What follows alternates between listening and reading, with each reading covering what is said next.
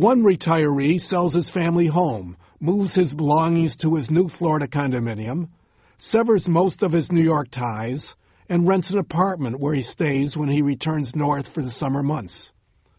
A second retiree also buys a Florida condominium, but continues to live in his family home and to maintain substantial business and personal contacts in New York.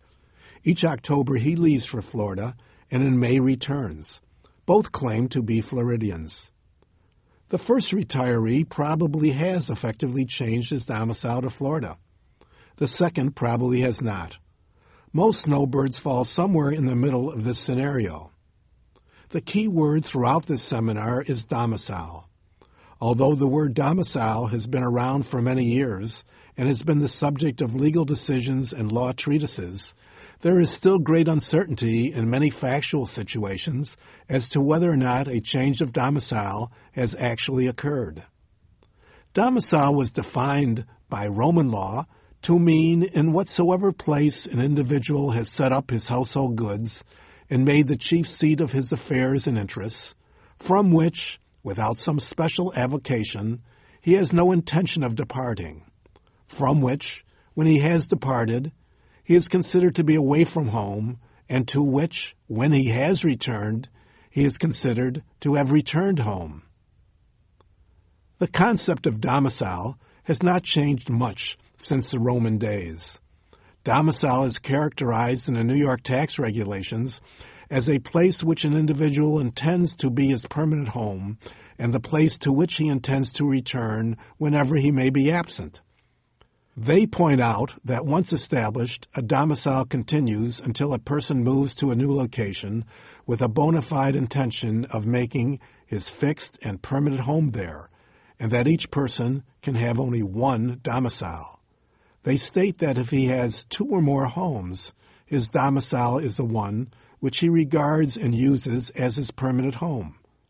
The New York tax regulations place the burden upon the person asserting a change of domicile to show that he intended to change his domicile by clear and convincing evidence. The New York tax regulations state that in determining a person's intentions, the length of time customarily spent at each location is important, but not necessarily conclusive. 8 months in Florida and 4 months in New York is a clear indication of a Florida domicile. 180 days in New York and 185 days in Florida is far less convincing.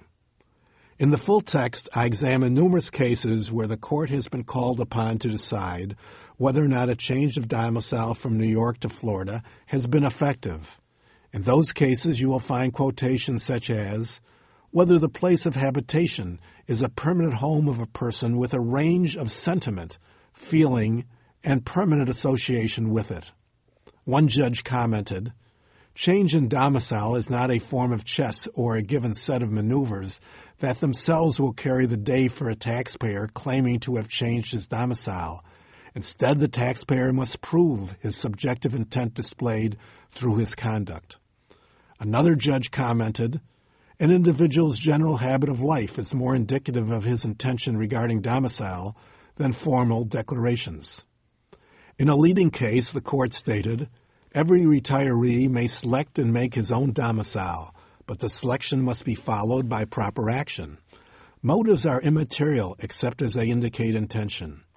A change of domicile may be made through a caprice, whim, or fancy, for business, health, or pleasure, to secure a change of climate, or a change of laws, or for any reason whatsoever, provided there is an absolute and fixed intention to abandon one and acquire another, and the acts of the persons affected confirm the intention.